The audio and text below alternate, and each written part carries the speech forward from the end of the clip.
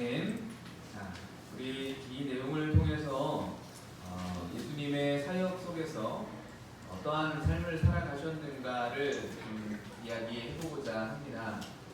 여러분들에게 예수님이란 어떤 분이십니까? 라고 물으면 자기가 느끼는 게 있고 또 자기가 알고 있는 게 있어서 많은 것을 이야기하실 겁니다. 그 중에 이제 저와 함께 말씀 좀 나눈 분들은 예수님의 어떤 육체로 베푸신 그런 기적과 이사 이런 것들뿐만 아니라 예수님께서 어떤 말씀을 우리에게 전해주고자 하셨는가에 대한 그 메시지에 대한 부분을 많이 기억도 하시고 있을 텐데요. 오늘은 좀 강조하고 싶은 것이 다르다라고 말씀드리기보다는 함께 좀 말씀을 드리고 싶은 부분이 있습니다. 예수님께서 분명히 하나님께로부터 내려와서 우리에게 허락하신 목적과 메시지는 분명히 달라지는 것이 아니에요. 그렇지만 예수님께서 보여주셨던 삶의 모습이라는 게 있습니다. 그래서 그런 부분들까지도 우리가 예수님을 닮아가고자 하는 마음을 가진 자로서 조금 묵상해보고 우리 삶의 모습 속에서 적용해보고 실천해보았으면 하는 마음으로 말씀을 좀 두 가지를 강조해서 드리고자 하거든요. 여기 본문의 내용을 보면 어떤 사람들이 나옵니까? 졸뚝바리가 나오고 불구자, 소경, 벙어리, 기타 여럿을 데리고 왔다라고 이야기하죠. 이 사람들은 이 때의 사회적인 모습으로 보면 정상적인 활동을 할 수 없기 때문에 굉장히 소외받고 멸시받고 천대받는 사람입니다. 귀족 집안에서 태어났다라면 하인들이 섬겨줄 테니까 불편함 없이 살아갈 수는 있었겠지만 노동을 해야 되는 사람들인데 이런 사람이 태어났습니다. 그럼 이거 어떻게 되겠습니까? 집에서도 이게 책임지기가 참 곤란하단 말입니다. 굉장히 좀 안타까운 모습 속에 살아가는 사람들인데요. 또 여기 보니 예수의 발 앞에 두었을 때에 예수님께서 어떻게 해주셨느냐? 고쳐주셨다라고 하죠. 벙어리가 말하고 불구자가 건전하고 절뚝발이가 걸으며 소경이 보는 것을 우리가 보고 기이 여겨서 이스라엘의 하나님께 영광을 돌리니라 라고 합니다. 가장 소외받고 멸시받고 천대받는 사람들에게 예수님께서 다가가시는 거거든요. 물론 이 사람들에게 베푸신 이 은혜와 기적으로서 많은 사람들에게 본이 되게 하시고 또 하나님께서 살아계심을 이 사람들에게 이적으로서도 알려주시는 사건이기도 합니다만은 단순히 이것을 소경이 눈을 떴다라는 사건에 주목하기보다는 가장 멸시받는 자들에게 다가가는 모습을 우리가 좀 생각해 보았으면 좋겠습니다. 이 부분을 우리의 삶 속에서 적용을 해보자면 여러분들에게 이제 질문을 드려볼 수 있겠죠. 그러니까 여러분들은 올 한 해, 오늘 12월이잖아요. 그렇죠? 오늘이 올 한 해 살아가면서 여러분들 자신을 위해서 스스로의 또 유익과 삶을 위해서 살아간 것 말고 혹여나 나보다 연약한 자를 돕기 위해서 무엇을 하셨습니까? 라고 묻는다면 여러분들 뭐라고 답변하실 수 있겠습니까? 아무것도 없으십니까? 그러시면 안 되는데, 자선이라는 말이 어떤 말인지 아시죠? 그죠? 그리고 구제라는 말, 이런 말들을 우리가 많이 씁니다.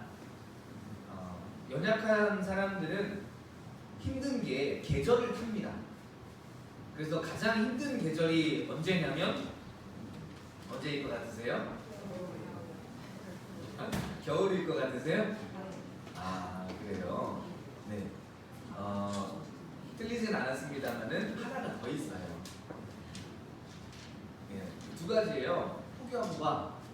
폭염과 혹한. 두 가지입니다. 더워서 죽는 거 보셨죠? 추워서도 죽지만 뭐가 더 괴로울 것 같으세요? 둘 다 괴롭습니다. 또 뭐 우리야 뭐 지금 그런 부분들을 겪고 계시는 분들은 없으시겠지만 연약하신 분들은 또 없는 분들은 이 계절에 더 크게 그 어려움을 겪게 되어져 있거든요. 그래서 또 구제와 또 빈민에게 자기의 삶을 맡기기로 한 사람들 같은 경우는 항상 그런 때에 더 예의주시하면서 돌아보기도 합니다. 여러분들 중에는 또 봉사활동을 업으로 삼으시는 분들도 있으실 거고요. 또 내 어떤 그 여가 생활을 아예 그냥 봉사활동으로 많이 하시는 분들도 있을 텐데 이런 부분들을 좀 말씀을 드리고 싶은 부분이에요. 예수님께서 아주 거룩한 성전에 앉아서 그냥 혼자 하나님의 말씀만 가지고서 많은 사람들에게 뭔가 귀감이 되어지고 또 그것을 전하고 다녔다라면 우리에게 큰 울림이 되지는 않았을 겁니다.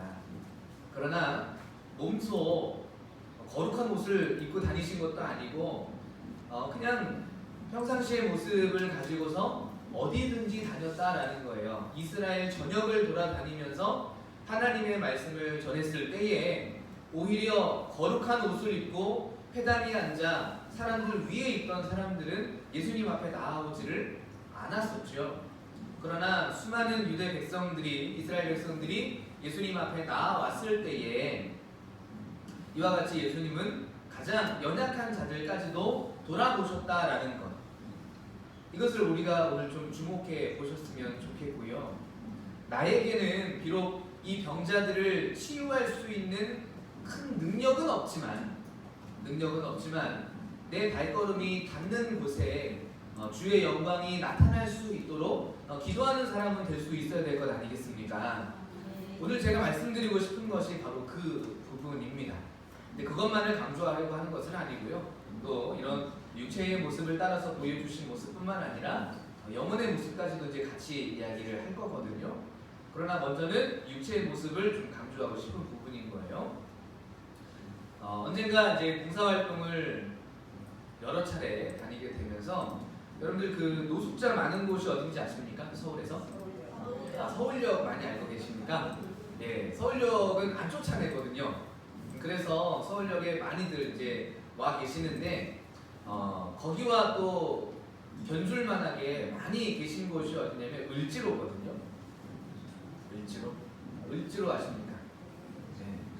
굉장히 좀 발전된 서울에서 아직도 좀 옛날의 서울의 모습을 간직하고 있는 곳이라고도 할 수 있는데요. 네. 을지로에 또 굉장히 많은 그 노숙자분들이 있으세요. 그래서 어느 날 봉사활동을 갔을 때에, 봉사활동이라기보다는 이제 거리에서 계시는 분들을 만나러 간 적이 있어요. 처음에는 저는 이제 깨끗한 옷을 입었잖아요. 근데 그 노숙하시는 분들은 깨끗한 옷이라는 게 없으시지 않습니까? 집을 짓고 사시는데 어떻게 집을 지으시냐면 박스를 이렇게 막 두꺼운 박스를 이어가지고 딱 1인용 그 뭐라고 해야 될까요? 약간 싱글 침대형으로 해가지고 이렇게 나름 박스를 깔고 신문지를 깔고 이렇게 그 동굴을 하나 만들더라고요. 그래서 거기에 쏙 들어가서 이제 얼굴만 내놓고 계시는 거예요. 겨울에 같은 경우. 그래서 사실 거기에 이제 음식을 나눠드리러 갔었는데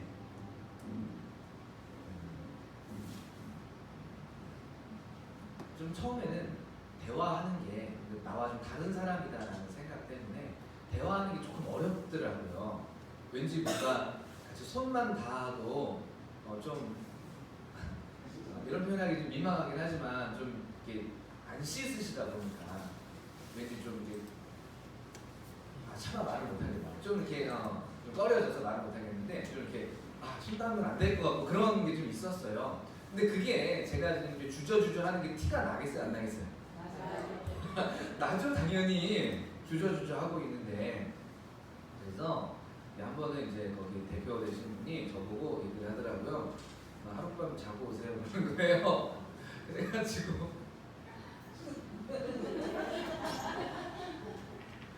잤어요. 잤는데 죽겠더라고요, 진짜. 박스 덮고 자는데, 그리고 또 제일 참기 힘든 게 뭐냐면 사람들의 시선이죠. 지나가면서 보는 시선. 되게 멀쩡하게 옷을 입고 이게 있으니까 되게 좀 뭔가 민망하더라고요. 딱 한 번 경험을 해봤는데, 그러니까 왜 그런 이제 경험을 하게 하셨냐면, 그 사람들을 돕는데 마치 제가 어떤 큰 자선을 베푸는 사람인 것처럼 우월의식을 갖고 하는 부분으로는 그 사람들에게 다가갈 수가 없다라는 얘기를 하시더라고요. 그래서 그런 부분을 이제 자초지종을 설명을 하시면서 얘기를 하셨으니까 저도 네 알겠습니다 하면서 얘기한 건데, 하룻밤 자고 나니까 되게 친해졌어요. 이래저래 말도 뭐 이것저것 되게 말이 길어지시더라고요. 친해지니까 굳이 뭐 제가 듣지 않아도 되는 내가 왜 여기에 와 있는지, 그리고 앞으로 어떻게 살기를 원하시는지, 자기 하루의 낙이 뭔지 뭐 이런 얘기를 쫙 하시더라고요. 몇 시간을 들었는데 졸린데 그 얘기를 하시니까 안 들을 수도 없고, 사연들은 다 있으시더라고요. 네, 사연들은 다 있으시고 과거의 모습을 보면 나름대로 자기 뭐 일을 하셨던 분들도 많으시고 한데, 결국에는 좀 이제 의지가 많이 꺾이셔가지고, 또 어떤 분들은요 뭐 거기에서 적성 받으신 걸로 이발소로 다니시고 또 나름 잘 꾸미세요. 근데 그냥 무소유의 삶을 산다라고 하면서 이제 살아가시는 분들도 계시더라고요. 제가 왜 이 이야기를 잠깐 드렸냐면, 우리는 내가 조금 있다 보니까, 또 여러분들 중에서는 하루에 10,000원 정도는 다들 쓰시잖아요. 안 쓰시나요? 그리고 안 쓰더라도 마음 먹으면 쓸 수 있잖아요. 그죠? 그게 전 세계 인구의 10%밖에 안 돼요. 사실 통계적으로 보면. 난 되게 가난하다고 생각했는데 굉장한 부자죠. 맞습니다. 실제로요. 네. 근데 이제 그게 퍼센테이지로 가면 갈수록 더 많은 부분이 집중되어 있긴 합니다만은, 어떤 그런 상황인데요. 그러니까 우리가 좀 더 남들보다 나은 삶을 살고 있다 보니까 연약한 자를 돌아볼 때에 그 사람의 심정으로 돌아보지 못하면 아무 의미가 없습니다. 예, 그것은 그 사람들에게도 울림이 되지 못하고 무엇만 되느냐? 그냥 자기 만족. 내가 남을 도왔다라는 자기 만족에만 스스로 도취가 되는 거거든요. 그런 부분들은 사실 의미가 없고요. 내가 정말로 그 연약한 자의 마음이 되어서 그들을 돌아볼 수 있다면, 그것이 비록 내가 어떤 큰 일을 하지는 못한다 할지라도 그게 바로 그 사람들에게 보다 더 직접적인 도움이 되고 또 위로가 되는 일이 될 수 있는 거거든요. 물론 그분들에게 한 끼 식사를 대접을 해드리고, 또 춥고 떨릴 때에 따뜻한 음료를 대접해드리는 게 그 사람의 삶을 바꿔주는 건 아니지 않습니까? 그러나 하루의 위로가 일주일의 위로가 되기도 하거든요. 어떤 분들은 그렇게 해서 차를 배달하고 또 따뜻한 빵이나 뭐 이런 거를 가지고 오는 거를 일주일을 기다리시는 분들도 계시더라고요. 그 시간대. 우리에게는 어쩌다가 시간 난 거를 가지고 가서 찾아가는 거일 수 있지만, 그분들은 일주일을 살아가는 하나의 이유가 되기도 하고.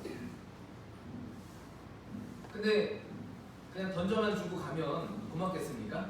안 먹습니다. 여러 가지 상황은 다르다라는 거죠.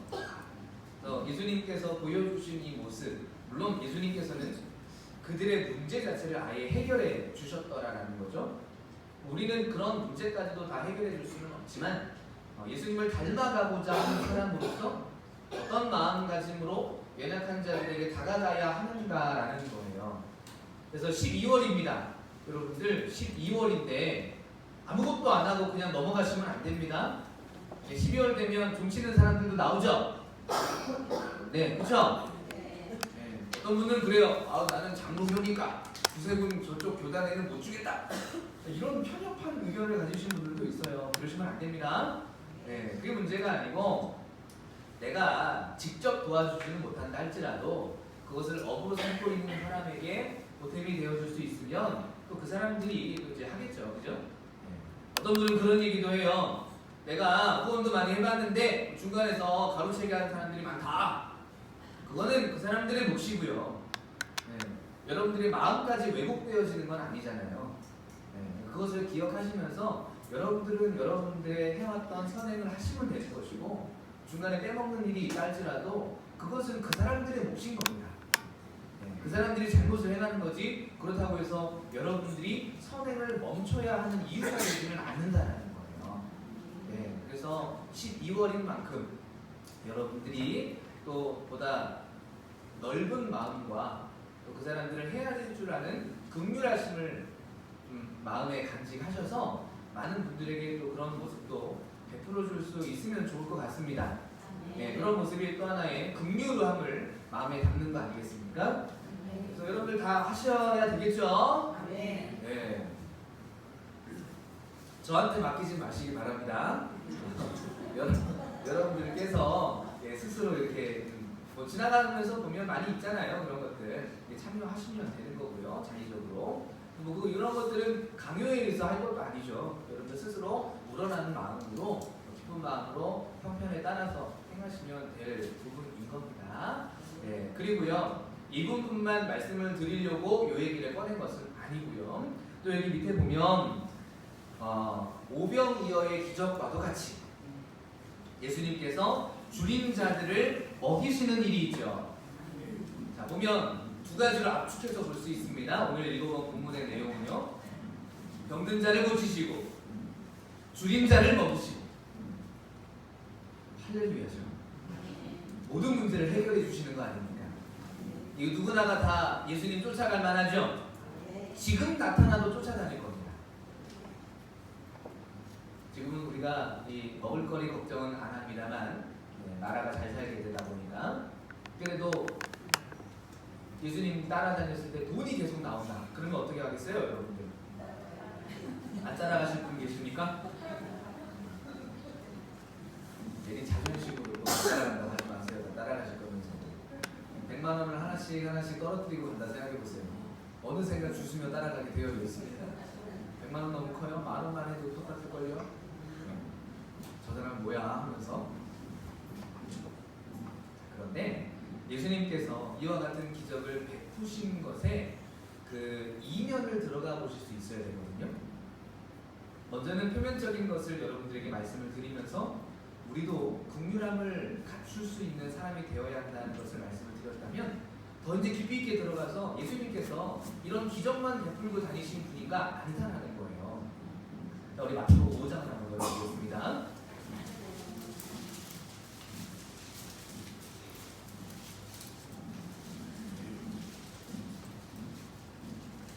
마태복음 5장, 자, 우리 6절을 같이 읽어보도록 하겠습니다.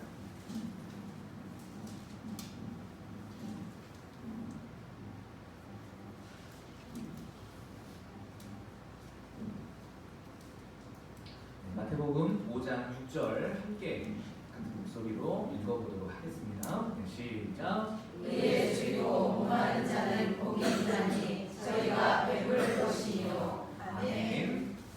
자, 우리가 육신의 배 고픔도 있지만 또 무엇에 있어서도 줄이는 일이 있어요. 배고픈 일이 있어요. 보니까 그렇죠. 의에 줄이고 목마른 자라는 말이 있죠. 자, 의라는 것은 무엇을 말하는 걸까요? 의라는 것.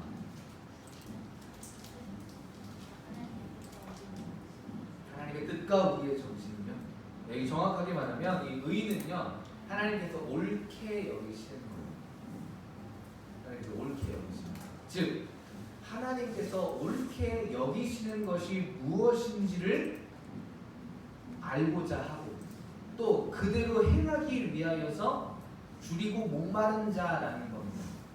즉 그 마음에 선한 양심을 가지고 하나님의 뜻대로 살아가기를 원하는 자를 말하는 거거든요.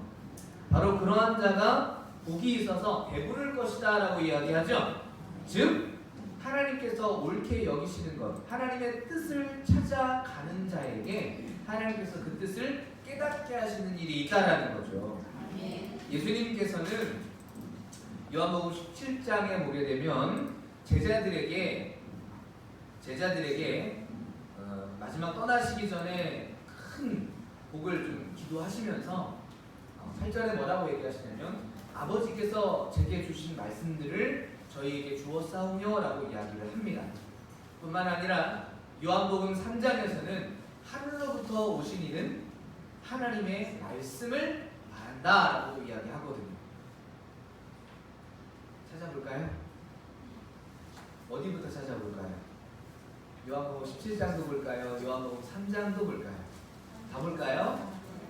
네, 일단 3장부터 보도록 하겠습니다. 네, 요한복음 3장 열어보겠습니다.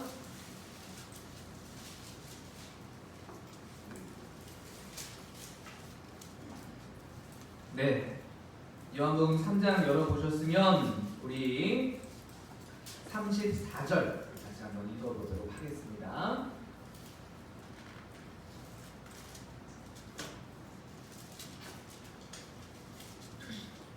네, 같이 읽어보겠습니다. 34절이요. 시작. 하나님의 보내신 이는 하나님의 말씀을 하나니 이는 하나님이 성경을 하나없이 주시니라. 아멘.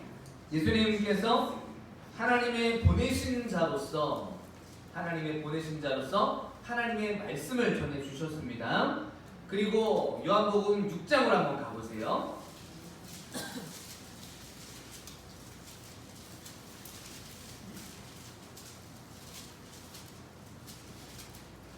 요한복음 6장 51절을 한번 읽어보겠습니다.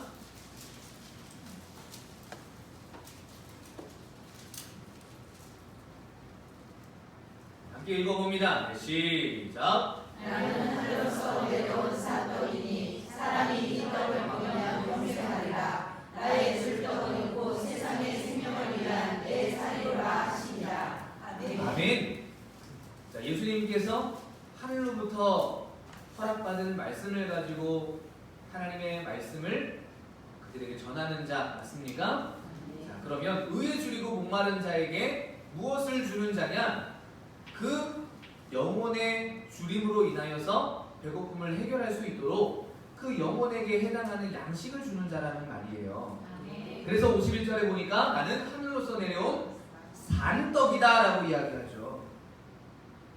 그 산떡이 영혼의 양식이 되어서 줄이고 목마른 자에게 배부름이 된 건 아니겠습니까? 이해를 못하면 이거 받아 먹을 수 있어요? 없어요? 그래서 우리가 예수님의 사역을 바라보면서 착각을 하면 안 됩니다. 냉정하게 얘기하면 사실은 예수님께서는 돈 없고 가난하고 헐벗은 자들을 위해서 오신 것은 아니에요. 그러나 그 삶을 살아가시면서 베푸신 모습 속에 그러한 자들까지도 돌아본 모습은 있는 겁니다. 그러나 그들 때문에 오신 것은 아니다라는 거죠. 성경에는 분명한 목적이 있어서 그 행하신 역사 이면에 예수님께서 행하시는 분명한 목적이 무엇인지를 깨닫는 것이 필요한 것인데, 그렇다면 하나님의 목적이 이루어지게 되면 이것이 큰 역사로서 가난한 모든 자들에게까지도 그 영향력은 가게 되어지기는 합니다.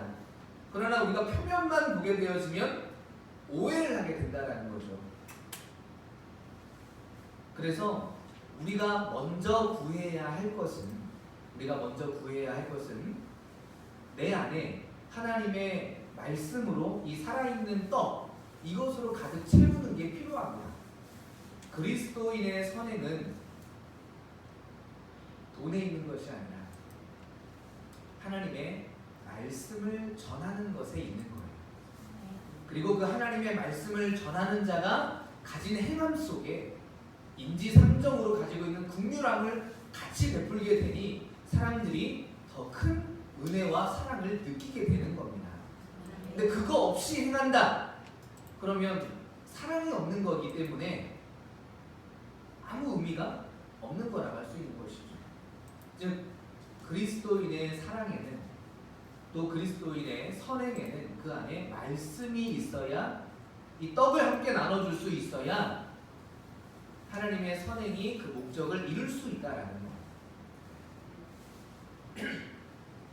그것을 예수님께서 행하신 만큼 우리가 예수님의 행함을 본받고자 한다면 표면에 그치지 마시고 그 이면에 예수님께서 가지신 분명한 목적을 함께 따라갈 수 있어야 되는 겁니다. 자, 그렇다면 여러분들에게 지금 요한복음 3장과 요한복음 6장과 또 마태복음 5장을 열어가면서 예수님께서 우리에게 무엇을 정말로 주시고자 했던가를 아시겠어요? 아시겠습니까? 그렇다면 내가 이것을 행할 수 있는 자가 될 수 있겠죠? 여러분들이 선행을 베풀고자 한다면 내가 가진 돈이 있어야 선행을 베풀 거 아니겠습니까?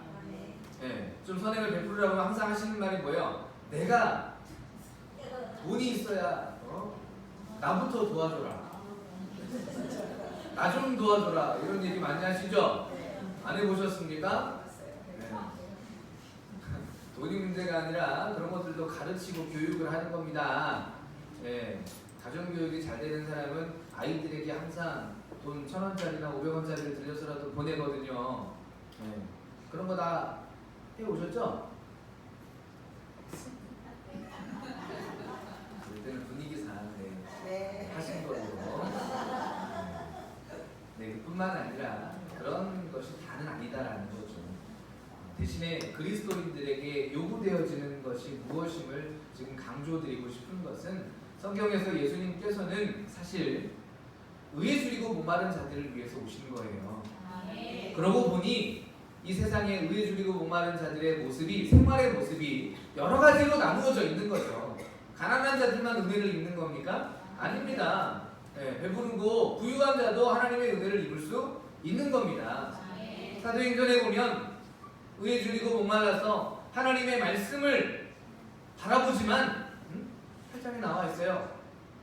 고관대작입니다. 그러나 하나님의 뜻을 얻지 못하여서 고민하며 살아갑니다. 그때에 성령의 인도하심으로 하나님의 말씀 가진 자를 그에게 붙여주십니다.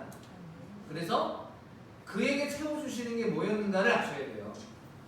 다가갔을 때 그에게 필요한 것이 있을 때에 그냥 말씀만 주고 올 수 없잖아요. 어떤 사람에게는 하나님의 말씀이 당신에게 은혜로 다가가기를 원합니다 라고 했을 때에 지금 당장 세 끼를 못 먹었어요. 그러면 뭐가 필요해요? 주의 은혜로 당신의 집에 복이 넘치나이다. 이 축복기도 해주고 그냥 나오면 돼요? 그렇죠. 상황을 이해하지 못하는 센스가 없는 사람이 아니겠습니까? 말씀 전하려면 뭐부터 좀 줘야 됩니까? 아, 그렇죠. 네, 그 육신의 허기를 달래주고 당신은 어떤 사람이길래 나를 이렇게 도와줍니까? 라고 했을 때 뭐라고 말할 수 있어야 돼요? 저는 크리스찬입니다. 이렇게 말할 수 있어야 되는 거죠. 네? 그래서 하나님의 말씀을 가진 자이기에 당신에게 말씀을 전해드리기 위해서 이와 같은 백신도 있는 겁니다. 그래 말할 수 있겠죠. 그러한 자가 처음에는 하나님의 말씀에 아무 관심이 없다 할지라도 이 사람의 빛을 보고 하나님께 돌아온다라고도 얘기했거든요. 너의 베푸는 그 선한 모습을 바라보면서 하나님께 돌아올 수도 있다라고 이야기합니다. 그러니 우리가 그러한 모습도 가져야 하지만 그 속없는 껍데기가 되지 않도록은 해야 된다는 겁니다. 그리고 뿐만 아니라 배부른 자에게 갔습니다. 빵 줘봐야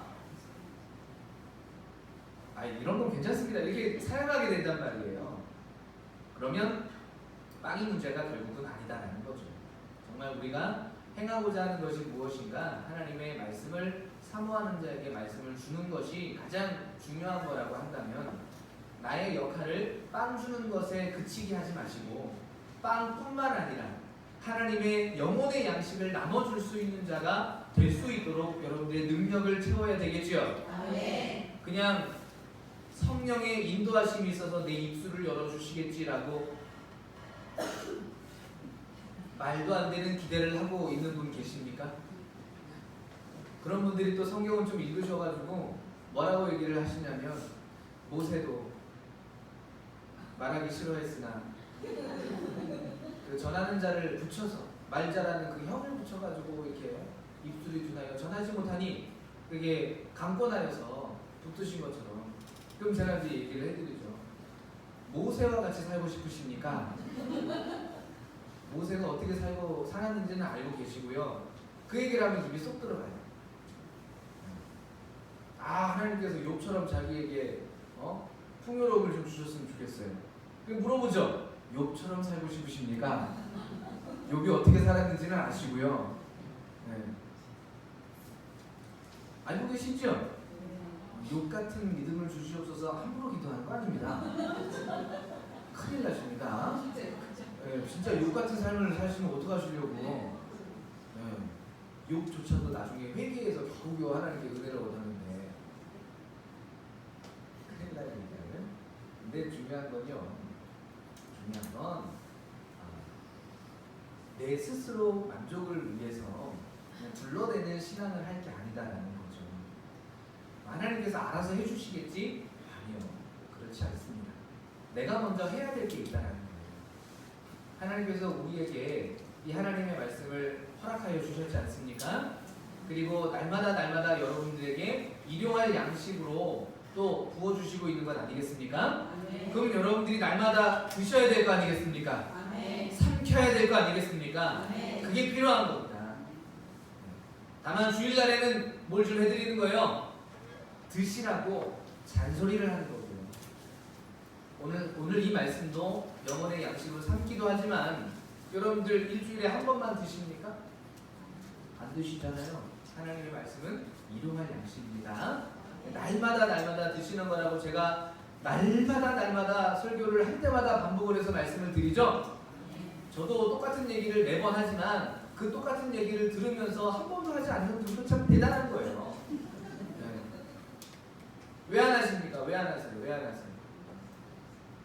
말씀 묵상하실 거죠? 아멘. 그리고 제자 양육 신청하실 거죠? 아멘. 왜 안 하십니까?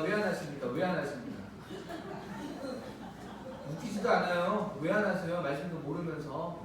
네, 천국은 가고 싶죠? 안 데리고 갈 겁니다. 네. 어떤 분은 그래요. 내가 구원에 혁신만 있으면 되지 않느냐. 구원 파세요?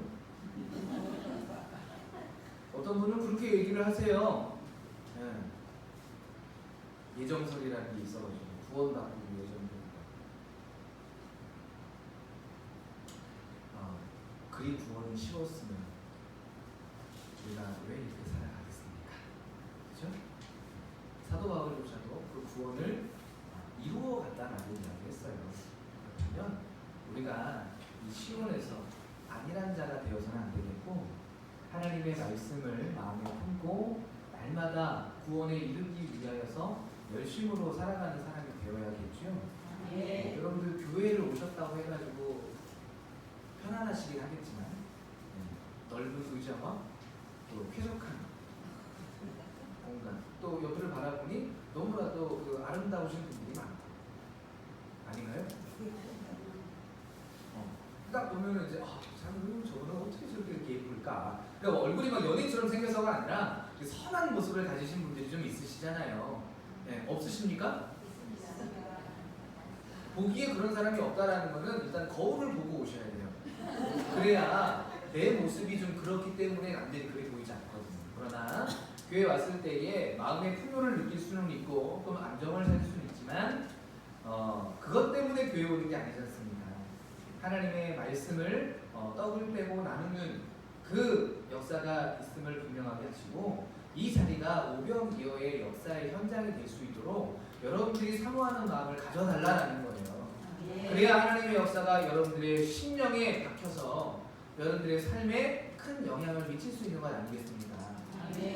떡 광주리에 7광주리 남은 거는 누가 가져가셔야 되는 거예요? 여기다가 두고 가는 게 아닙니다. 여러분들이 가져가셔야 되는 거예요. 네. 그래서 집에서 두고두고 드세요. 하나님의 말씀을 은혜로 아셨다면 그 말씀을 오늘 말씀 잘 들었습니다 하고서 놓고 가시는 게 아니라 뭐해 가시라는 얘기예요? 그 마음 그대로를 마음에 가지고 가셔서 쏟으셔도 집에다가 쏟으세요. 말씀에 은혜를 쏟으세요. 짜증을 쏟지 마시고. 집에만 가면 짜증이 나죠? 그런 분이 있거든요. 크게 웃는 분들이 또 그런 분이에요.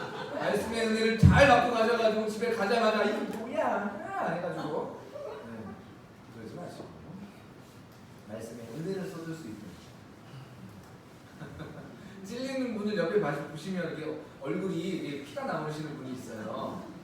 그런 분도 계시고 한데 내가 아니다 하면서 난 아닌데 그럴 수 있지만 말씀의 은혜가 일주일의 삶을 덮는 여러분들이 되었으면 좋겠습니다. 아멘. 그러려면 한 번으로 족한 것이 아니라 날마다 이 말씀을 묵상하면서 또 제자의 시간에도 배워가면서 여러분들이 하루하루를 쌓아갈 때에 나의 삶이 온전히 바뀔 수가 있어요.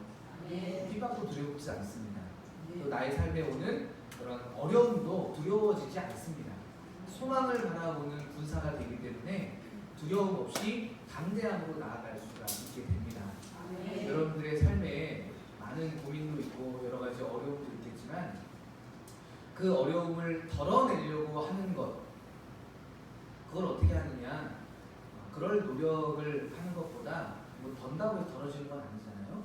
하나님의 말씀으로 채워가시면 그 채워짐으로 말미암아서 밀려나가게 되어지더라고요. 네, 저도 그러한 경험들을 해보니까 쉬운 것이 아니기에 더더욱 말씀으로 여러분들이 채워가시면 그 말씀이 여러분들을 덮어가시니까 말씀 공부 좀 하세요. 제자양 좀 받으시고 날마다 말씀을 사모하면서 이 말씀에 좀 젖어 사시기를 다시 한번 좀 강조를 드립니다. 저도 날마다 동일한 얘기를 하는 것 대단하죠. 늘 항상 들어보면 똑같은 얘기를 하잖아요. 그죠? 성경의 이 메시지가 다른 얘기 안 해요. 그냥 똑같습니다. 항상. 그래서 똑같은 얘기예요. 아까도 말씀드렸지만 이 똑같은 얘기를 매주 들으면서 안 하시는 여러분도 대단합니다.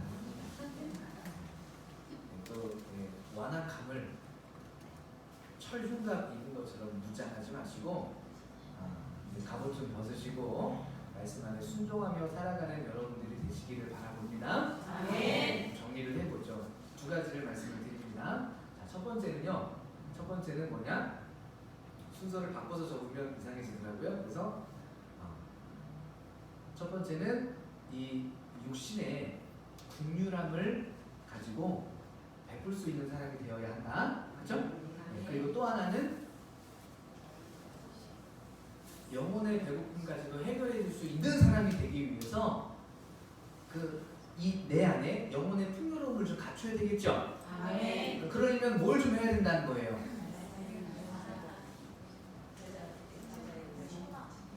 그렇죠.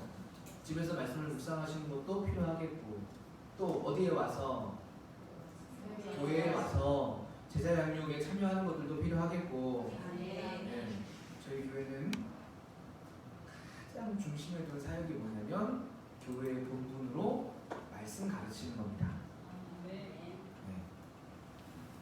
돈도 많이 없어서 굳이 이런 거 많이 못해요. 대신에 가진 거 많아요. 일단 돈도 많고 저도 부자인데 그래도 얘기해드리잖아요. 저 되게 BMW 잘 타고 다니고. 기억 안 났어요? BMW 뭔지?